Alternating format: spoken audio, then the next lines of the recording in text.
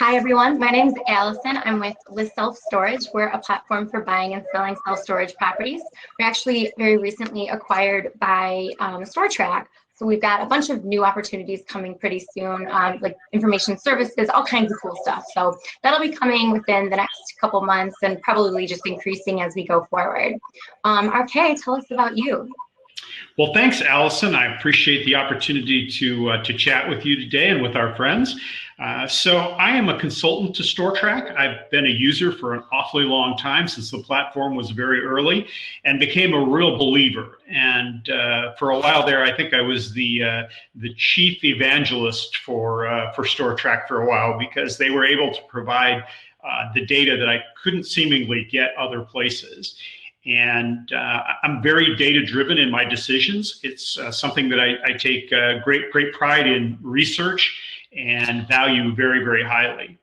And the opportunity to work with StorTrack came along, and I thought, gosh, this is an opportunity to help mold a product for developers and for acquisition. And that's how the MVP product was developed, and proud to be a part of it. And we're still making changes to it, still making tweaks to it, but you know, every painting is never done. It's always got to be enjoyed by someone. So as folks enjoy it and make suggestions, the development team has been taking those to heart and making changes along the way, and it just keeps getting better and better. And hopefully our association with List Self Storage will continue to blossom as it has. And I appreciate so much all the hard work that you do, Allison. Oh, thank you so much. It is really cool. I love working with StorTrack because they're very responsive to user input, and they really do want to refine the product to make it just as effective as possible. So I think their response time is pretty amazing too. They just have so many people working on the tech side. Yeah. And I think what's really great about it is we have so many great clients and customers. That's what I enjoy most, is when I hear from a client or customer and says, gosh, I'm looking at this site and I just don't have a good sense for it, or I'm dealing with a very sophisticated investor and they have done all of their research and they're just trying to do a check and balance, and they'll reach out to me and say, okay, what do you see in this site? And so it goes the entire spectrum from very, very small markets in the middle of a cornfield in Des Moines, Iowa, to clients in Manhattan. It's just amazing the breadth and the depth of our client base, and it just is part of the self-storage industry as a ubiquitous community. It's just awesome. I just love talking with folks from all different places and with all different kinds of ideas. Yeah, absolutely. And I think that it's almost a response too, because the customer service at StorTrack is just incredible. Adam Carnes from BSC Group, they're a lending institution. He's on the call right now. And Adam and I talked a little while ago, and he was saying that the response time for like Dennis, when you email him and ask him a question about the product, he's basically back in your inbox before you hit send. So it's just, I mean, stuff like that I think StorTrack has done that's very cool. And I definitely think right now, with everything that's going on, where in person, isn't an option. It's really important to turn that over to a digital resource. And so I did want to ask you though, as far as when you are evaluating an asset, what are the metrics that you prioritize? So, the first thing I think is kind of defining the market and determining whether or not you're using a radius, or you're using a drive time, or maybe you even create an irregular polygon based on certain physical attributes that's in that marketplace, or maybe even some socioeconomic attributes. But I use some key metrics that I think are really important, and I measure every site against those metrics.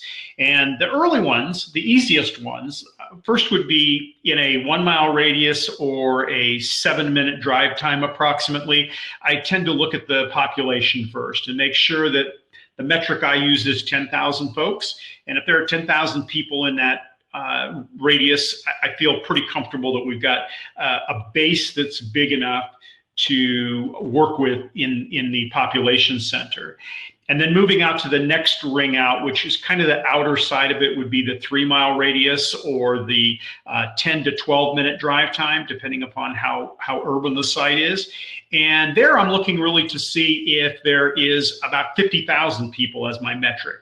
And so between the 10,000 in the 1 mile and the 50,000 in the 3 mile, I get a pretty good comfort level with how many rooftops there are there, and is there enough population density to warrant taking another look. Then the next thing I typically look at is I use a benchmark metric for income. And I've been using the approximate average median household income. I know that that's a weird way to put things, but the US average is around $58,000. So I look at the 1 mile radius at $58,000 and compare it, and then I look at the 3 mile. And then I do something that's one step further, and that is I look at the comparison between those two. So if the incomes are much lower in my 1 mile radius, that tells me that I'm going to need to reach out to the 3 mile radius to really grab the income that's there. If I'm very much higher in the 1 mile than in the 3 mile, then I know that my home territory or my primary market is strong enough to support it from an income base, and I might not have to rely quite as heavily. So if I'm really relying on a 3 mile radius, I will typically increase my marketing spend a little bit in my budget. I'll look at it and say, gosh, we might be spending on the average between $25,000 and $30,000. Now I might increase that $30,000 to $35,000 just to compensate for the fact that I've got to make a farther reach in my market to get to those incomes. Or if the population was low in the 1 mile, I might reach out to that 3 mile. One of the interesting phenomenons that happens, and I was just looking at one of these sites in the last couple of days with a client. They had very, very high median household income in the 1 mile radius, but the population was very low. And so I was doing some Google Earth work, and as I looked at those homes and residences, I saw that we had a lot of space between the houses, a lot of half-acre lots and 3/4 acre lots. That brought down the density. But the incomes were so high that I was feeling very, very comfortable about it. But I understood maybe why that was the case. The opposite can be true as well, where you maybe have that very low density, but you have a very big 3 mile density. Well, there may be enough people in the 3 mile density, even at a lower than the median household income target that we're looking at. If the population is 150,000 people in the 3 mile, then you have to go to the individual metric and look at the incomes, how they're spread out amongst that population, and see if maybe you don't have above 50,000 income, a large enough population number to compensate for it. So you can look at the data, but you have to almost always dig just a tiny bit deeper to make sure that you take that extra precaution and you understand that market more fully. So after I've looked at population, and I've looked at income, and income is important to me for a couple of reasons. One is I'm looking at the ability to drive rents, and so the more disposable income there is, the greater opportunity I believe there's going to be to push rents forward. The second component of that is that the more disposable income there is, perhaps the more valuable of the contents that are being stored. That means that there's probably a better percentage or a higher percentage of climate control clients in the marketplace. And so now I can adjust my unit mix based on how much climate control is a percent of the entire project if I'm looking at a hybrid, or if it's an all climate control multi-story building, well then I'm pretty much confined to it at that point. However, if my incomes were right, maybe at 50 or 55,000, they were a little below the metric threshold, then maybe I don't air condition or heat one of those floors. Maybe I take the second floor and that floor is ambient and not climate controlled based on the income. So there's a lot of factors that come in and out of it. So once I've got those two, the next one I go to typically is traffic counts. I'm really, really, really interested in making sure that there's plenty of pass-by traffic on my site, and my metric for that is typically 20 to 25,000 cars per day. Now, if I'm in a very small area, a more rural site, then I want to be within the top 2 or 3 traffic counts in the city. So if the best traffic count in the city is 12,000 and the next street has 10,000, then I want to be on that second street, even though it doesn't meet my metric. So those are kind of the guidelines that I use for the key metrics. It's going to be population, mainly density, rooftops, income, and traffic counts. So those are the 3 primary ones that I use. That's great. So I know this is kind of an unfair question because things are changing so quickly, the current environment, but can you speculate on the current state of the market? So we're seeing some interesting things happen. You know, the pandemic looked like it was going to change perhaps our business super dramatically, and everybody took a step back and said, okay, let's take a deep breath and see what's going to happen. What kind of changes are we going to see in the marketplace, particularly as it comes relative to acquisitions and development? And the trends that I'm seeing is that the development market has slowed down.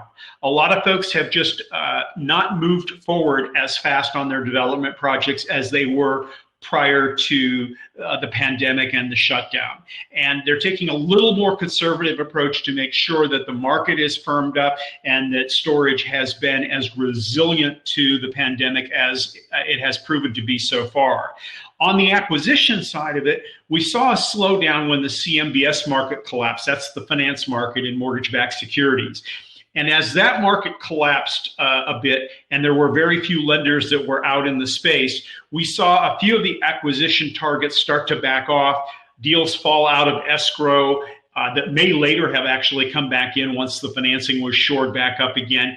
But there were very few lenders that were in the space. And so as a result of that, the finance tightened up a bit. And as it tightened up, it created some resistance to acquisitions. Now we've seen a lot of those kind of back down a bit, and we've seen that market become more certain. I've seen more transaction close recently. I always enjoy looking at my email every morning and seeing the brokers sending out their press releases that they have closed on sites, which is, a good indication that that market is firming up. What I have noticed is it is a bit more difficult to find closed transactions in the certificate of occupancies and in the stalled lease-up product. And the stalled lease-up product is typically in markets where there was an overbuilding that occurred anyway, and all the pandemic did is put additional pressure on those markets. And so we've seen a bit of a softening in those markets. I think we'll continue to see that softening for a period of time. And also, if we continue to slow down the development pipeline, that's going to firm that market back up again, and it should become stronger and firmer as we go forward. If things loosen up again and financing becomes readily available, then we'll probably see the trends come back in where lease-up slows down. There's an oversupply that is really affecting the market. And for those reasons, we look at the supply chain and try and understand how much of that supply is out there that's going to affect our subject property. One of the things I use StorTrack for is to look at how much inventory is moving in and out. So when we say inventory, they're talking about listings for specific size groups. So let's say, for example, in a market, there were 50 10 by 10s of prices available. And then because they rented those, they automatically fell off and there were only 25 prices available. That would tell us that approximately half of that inventory is no longer available. So you can get an idea of available inventory by looking at the StorTrack data. The second component that's really interesting is that StorTrack also tracks the concessions, and they monitor the concessions. So you have two factors: one, rate volatility, and the other is concessions. But both of those things give us a pretty good indication of where the market is. And we have noticed that in current trends, the state of the market is that there are more unit sizes available, which would indicate to us that there's perhaps more supply available in the marketplace, and more concessions and more rate volatility. So all of those things indicate that the market might not be quite as strong as it was. However, in acquisitions, also we have noted that the stabilized properties in good locations with strong operators seem to be very little affected by the pandemic. They seem to have rolled right through this, and self-storage once again has proven to be one of the most resilient asset classes. I don't want to say we're recession-proof, but I think we're certainly recession-resistant, and that really tells me that the market today is almost as good as it was previous to this time. Yeah, I would agree with that. Absolutely. So going back to the pandemic just a little bit, is there anything in particular you're especially mindful of? Yes, I really look hard at where my competitors are and where their rates and the rate volatility factors are. So, for example, I will heat map my population, and let's just kind of use an example that my population is up here. All right, that's where the bulk of my density is, and maybe it's a little more sparsely populated on the right side of my market. So, if all my competitors are over here on the right side, the sparsely populated side, and there's very few over here on the left side where it's densely populated, which would be an anomaly, by the way, then I'm really focused on any of the competitors that are near that density, because what I'm looking to try and determine is, where are my tenants going to come from? Where are the prospects going to be delivered to me? And I want to understand that market perhaps better than any other market. So I will also pull all of the StorTrack information, and they have a couple of widgets that you can pull into your view, and they will give you specific data points. But when I am getting down to the nitty-gritty of a site and I'm starting to really analyze it, I will go look at each of those metrics for my primary competitors to see how strong they are. And then I'll look at their performance. So if their rate volatility is low, that is, they've been pressing rates and staying strong on rates and not had huge discounts. If their inventory has been declining, they have fewer unit sizes available, that tells me that there's strength there. And so I will look at their rates then. That's the next thing I'll do, is use the data to determine where their rates are. And that gives me a great deal of comfort that that market is not overcooked, if you will, or oversupplied, and that there is still an availability of drawing from that market. And I'm always cognizant, though, Allison, of how much of the population is away from those competitors that are between me, where a prospective tenant would have to cross 3 or 4 competitors to come to my site. And that is something we ought to be very mindful of, is how many competitors are they likely to encounter before they come to the site that we're at. On an acquisition, it's fairly easy because we can use what's called a scatter map. And a scatter map, simply, most of the software applications provide scatter maps, and literally what it does is it takes, and you can do this manually, by the way, you can export the addresses of the tenants and then plot them on a map.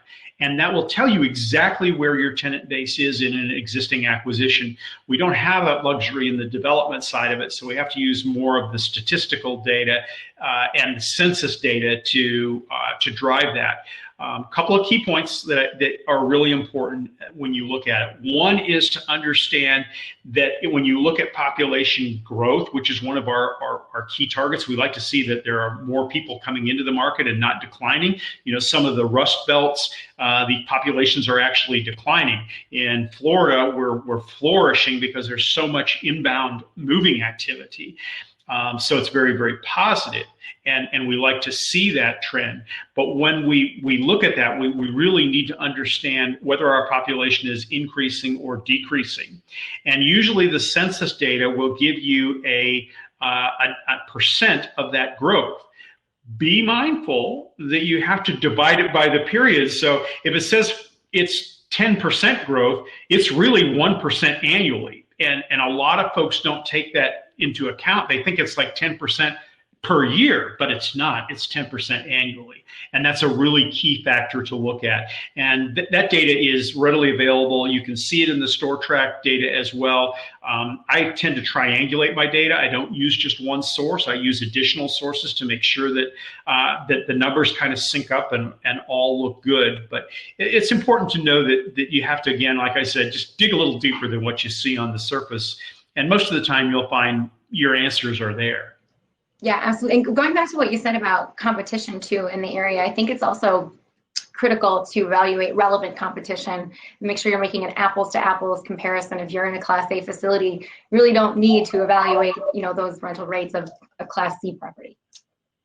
Well, that's a really good point, Allison. And particularly if you're going to build a multi-story climate control, then you really, really need to focus on the upstairs rates in those competitors, because you're only going to have a limited amount of downstairs space. If you have a 3-story building, only less than one third because of your perhaps loading and unloading zone, an office and whatnot.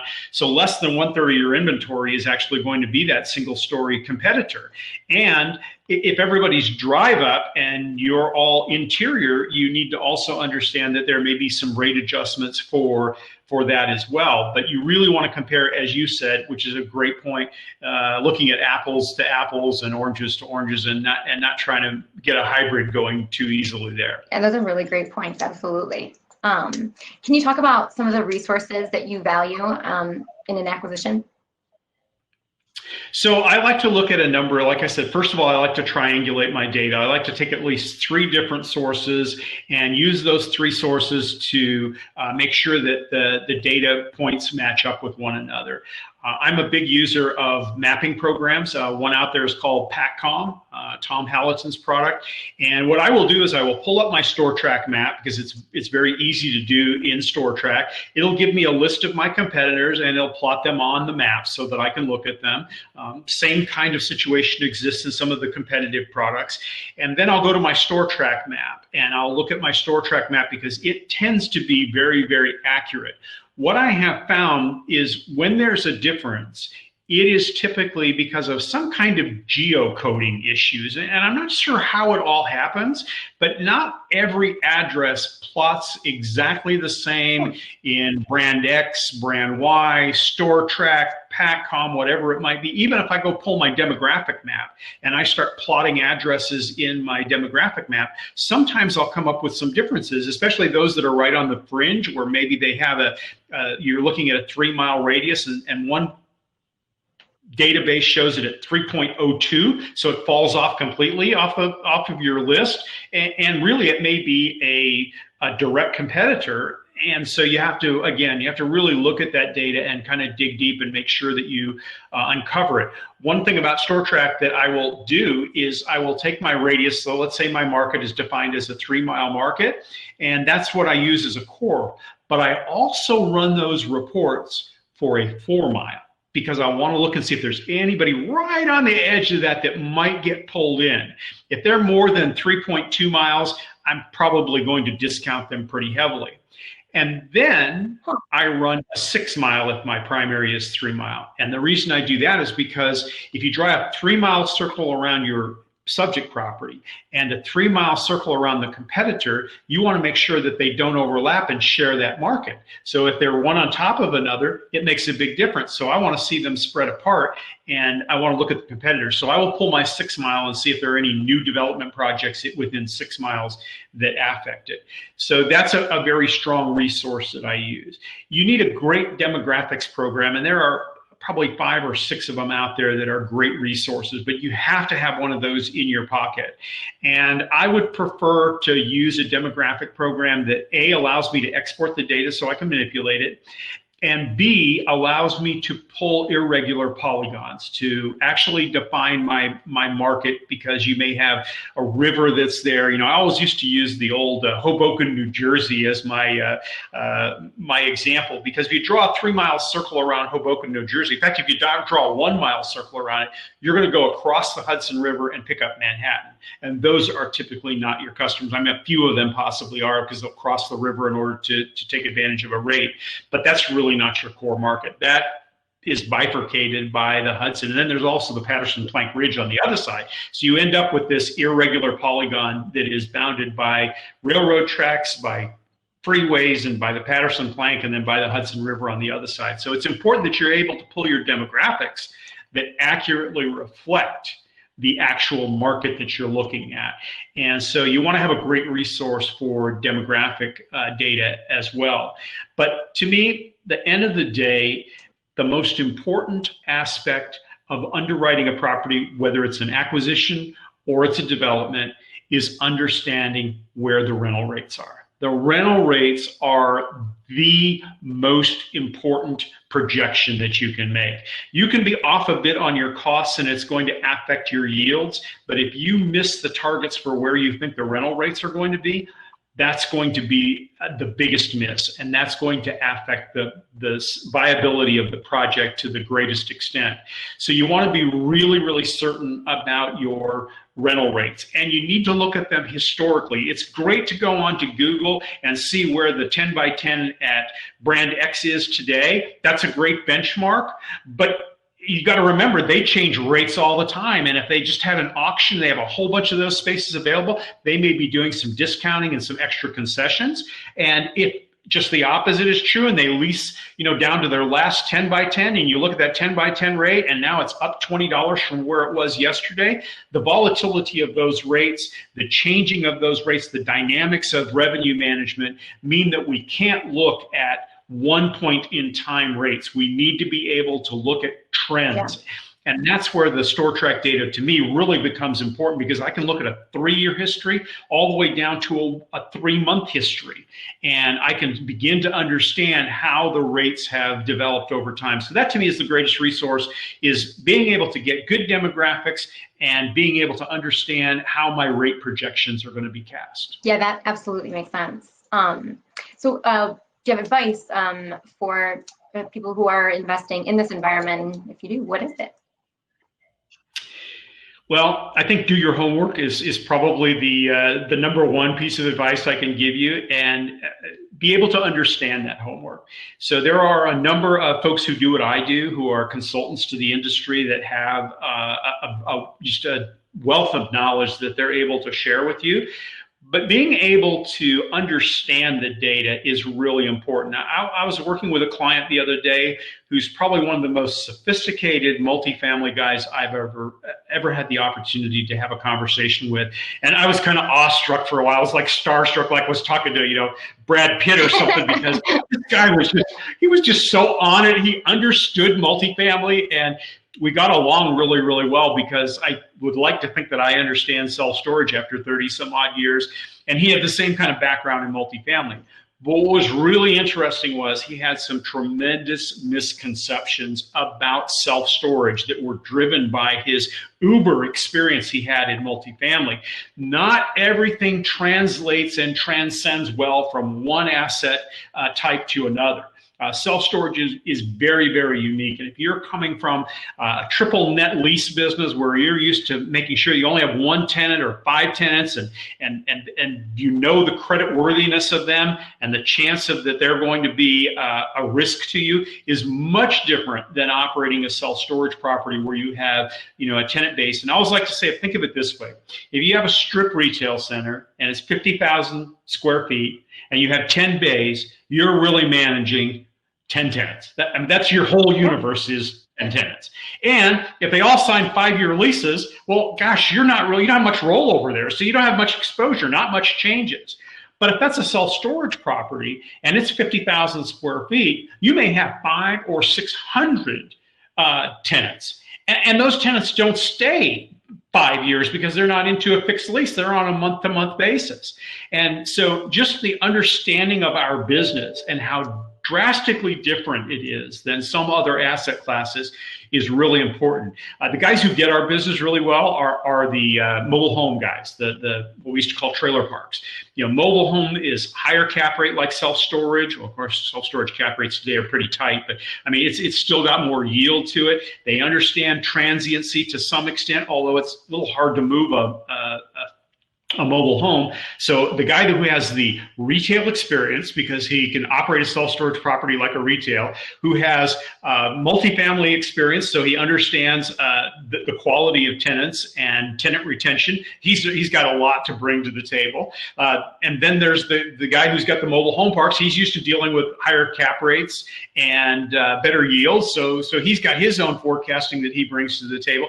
Everybody has, kind of their own unique bias and their own expertise that they bring. And that's why I think it's so fantastic when new people come into our industry.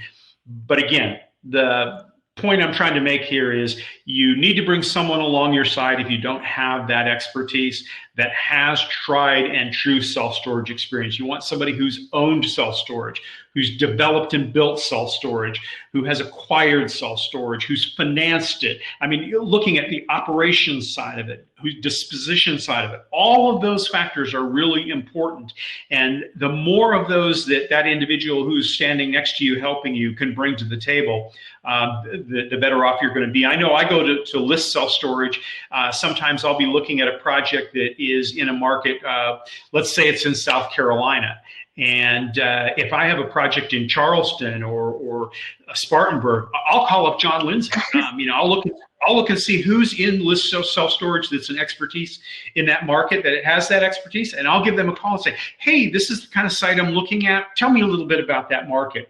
And it's amazing because they're local and they know their markets. It's really great that they can pull out information and things that I hadn't necessarily thought about. So even the guy you have next to you who's helping you, he may be reaching out to people to bring into his, what we call oikos, or his universe.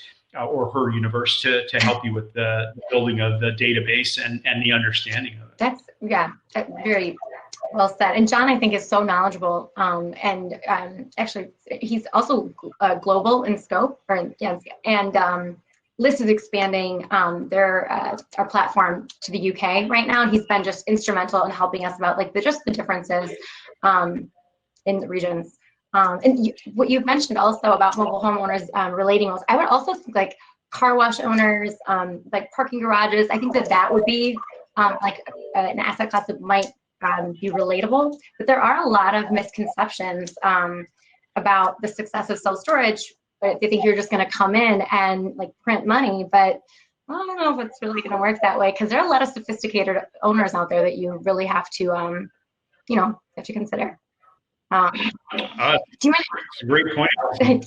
We actually have a couple questions from the audience. Do you mind if we move over to those?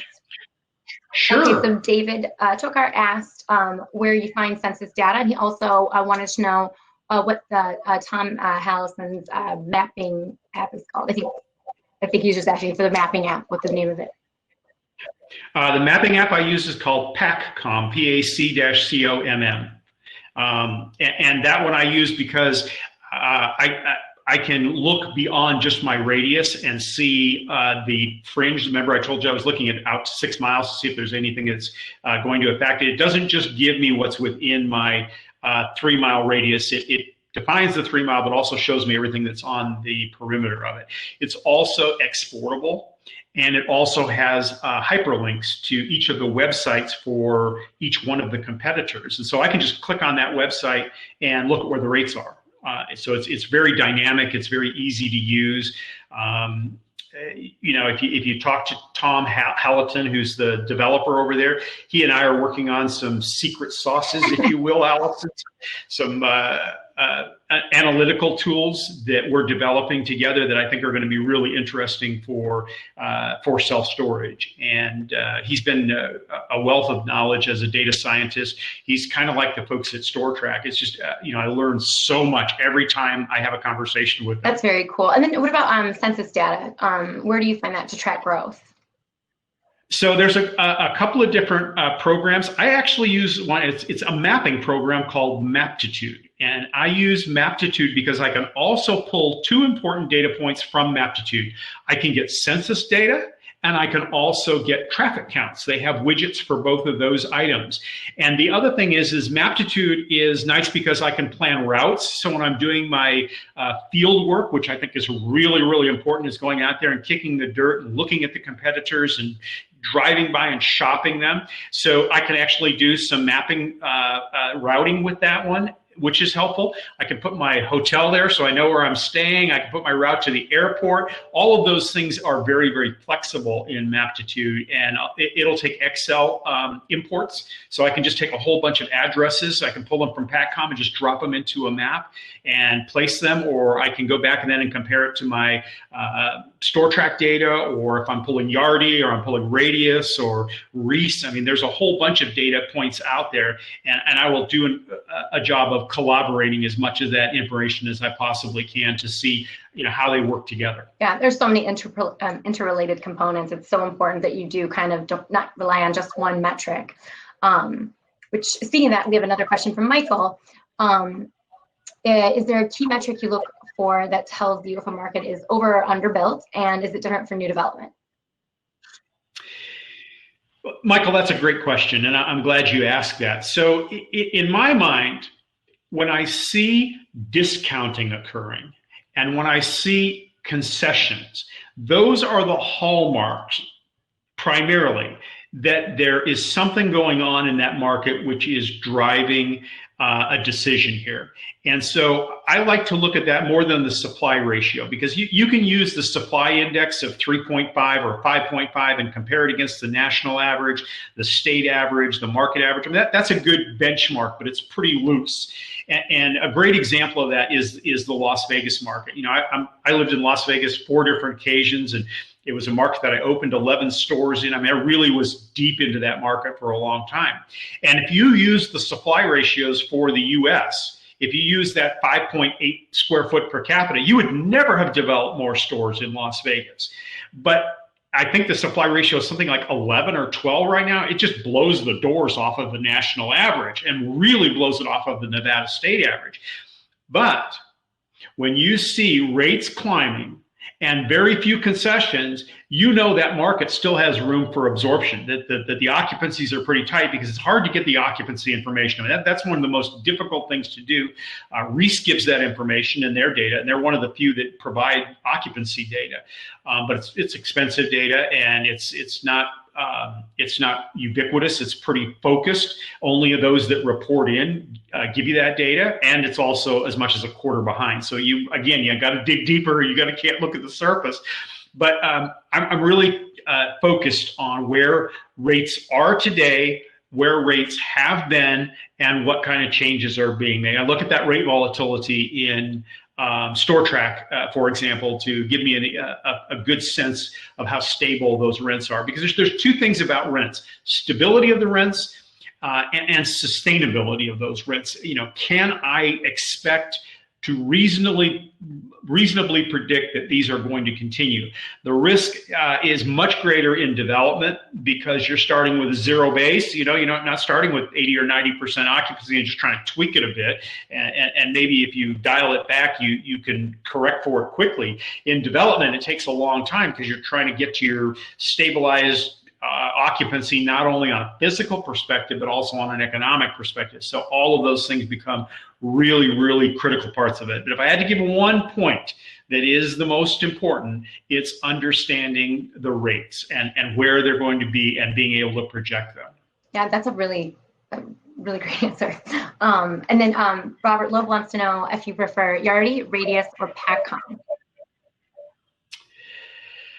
Paccom is more mapping and competitor driven. It gives me those features as the primary purpose of the data that they give. They don't do any occupancy. They don't do any rate volatility, none of that. To me, it is where it's my go-to for understanding who the competitors are in that market, because they have, I think, the best database for all self-storage properties, big and large.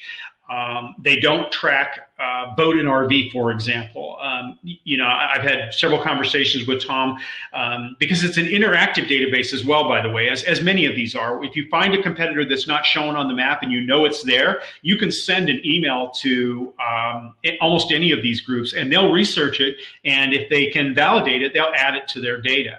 But it's interesting that Paccom it's been, at least in my experience, the most responsive to it. If I send Tom something in the morning, usually within hours, I'll see it change and appear in his database. He's just really, really receptive. The other thing that I like about Paccom is they have 2 kind of unique features. One, they are focused on population growth, because that's where potential absorption of self-storage can come from. And they've actually gone into their database and put little icons with the opportunities to develop self-storage, or the strength of self-storage. And where there is projected high growth and low supply metrics, that's a green. If it's oversupplied, then it's a red. So you can go in and you can look at the green boxes and say, wow, there might be an opportunity to develop right there. I just did that outside of Austin, Texas. I was looking at it for a client. I found those green boxes, dug into it, and sure enough, I think we've got a location that's brewing there. So I like that about Paccom. The other thing that Paccom does that's interesting is they provide us with new housing data. And they actually have, if there's a new apartment community or a new housing development, they'll show how many units are being built there, and I can look at the proximity. Again, they're focused on this idea that the market is growing, that there's opportunity there. And so because they can show me that opportunity, I like Paccom. It's forward-looking. It's not just a mapping program of where self-storage is today. The other thing is I report my clients, when they allow me to, I report developments I'm working on into Paccom. So you'll see, and I do the same thing with StorTrack when I'm working on behalf of a client and they have given me permission to disclose that that site is being considered for self-storage. I'll send off to our data scientists notification of where it's at. They'll research it, and if they can confirm it, they'll add it to the database as a prospective new development project. So. But I like that sense of community, if you will, and the ability to add data once it's verified. So that's why I kind of prefer Paccom over a lot of them. And somebody, I'm sure, is going to hit me on top of the head for this. It's incredibly inexpensive. It's not like trying to get a subscription to brand X and brand Y, which are really, really expensive compared to StorTrack. But Paccom is like, I want to say it's like $1,400 a year for the mapping program. And there's just, I mean, it's so inexpensive to pull data. And by the way, at Paccom, you can also get census data. It's very condensed. It's not very detailed, but there is census data available there. So it's a great one-stop shop to bring alongside StorTrack or brand X or brand Y. That's very helpful. Would you care to share for a market study, including a site visit, how much that would cost? So I use kind of a ladders approach because I don't want somebody to be committed too heavily to a site because I'm a bit conservative. I mean, if I have a fault and I recognize my faults, I've got a bunch of them, but one of them is I'm a bit conservative because I just don't want ever for one of my clients to get hurt. I don't want to see them build something because they went out on the limb and weren't advised that they were pretty far out on that limb. So I tend to be a bit more conservative than I am liberal about giving the thumbs up, if you will, on a site. But I use a ladders approach, and I start at one level and say, okay, let's look at the basics of this site. First of all, I'll discuss the site with you for free. I mean, we're just going to have a conversation. I'll pull it up on Google. Maybe I pull my Paccom map up and take a look at it, and we'll just have a chat about it. And maybe I'll look at some on-time rates right there, one-time rates, and say, okay, hey, you know, at the CubeSmart there, it's $195 for a 10 by 15. Kind of gives us a benchmark of where the rates are. And then for about $2,500, I'll pull 5 or 6 different databases and just take a look at those reports and give you an idea of demographics and competitive environment. And then there's another level that goes deeper. I charge a different level during COVID now and travel orders. It's a bit more expensive for me to actually make that visit. But if you're going to invest in the site, it's well worth it. And that gets you to kind of the $5,000 level. And then if you're going to present to a bank, I have a developer's data package, which is my Mac Daddy, if you will. It has everything in it. And that runs around $9,000 plus because you're adding these 3 up. I have a few clients that say, hey, just go right to the top. Get it done. Don't worry about it. If it falls out, it falls out. But what I really like to do is to be able to get to step 1 or 2 and say, hey, I wouldn't go any further on this. This is what we've learned. The site has some real challenges to it. So I'd rather see you keep your dead deal costs down and maybe move on to the next one. So that's kind of the approach I use. I'm not sure if all my colleagues out there who are doing what I do the same thing, but I would imagine you can probably negotiate with them to do so because none of us want to see anybody really make a mistake in this business. I mean, it affects everybody. When you build and it's the wrong build, it's not good for them and it's not good for anybody who's in the market to begin with. And I think we all appreciate a sophisticated developer who's willing to spend some money to get, if you will, a second opinion even. They may be very sophisticated, but just having an outsider look at it and say, hey, did you consider this? And that's what I do a lot, is just provide that second sense, if you will, and look at a project just to see what it looks like. No, I completely agree. And I love that you call it the dead deal fund too, because you have to invest to find out that you shouldn't invest and that you should maybe back away from that location. If you don't have a dead deal fund, you're not looking at nearly enough and you're not digging deep enough. You're skimming the top. I got to tell you, you're going to have dead deal costs. I mean, it's just a function. And the more self-storage you build, the more dead deals you're going to have. And you may get all the way through. You could spend $100 and some odd $1,000 on zoning and not get your zoning at the end of the day. Well, you got to fund that. That's all real money that has to be spent. So you're best off to budget yourself when you get into the business, some contingency out there to say, okay, I'm willing to spend X number of dollars and recognize that it's an investment in the next project that I actually do. Yeah. We've got to close out, but did you have anything else you wanted to add before we finish up? No, I think, Allison, you've asked some really good questions, and some of our visitors here also have asked some really great questions, which is cool. One of the things that I think you and I are going to try and do that I want to let folks know, I've seen an awful lot of surveys, physical ALTA surveys that have come in that have not really been well analyzed.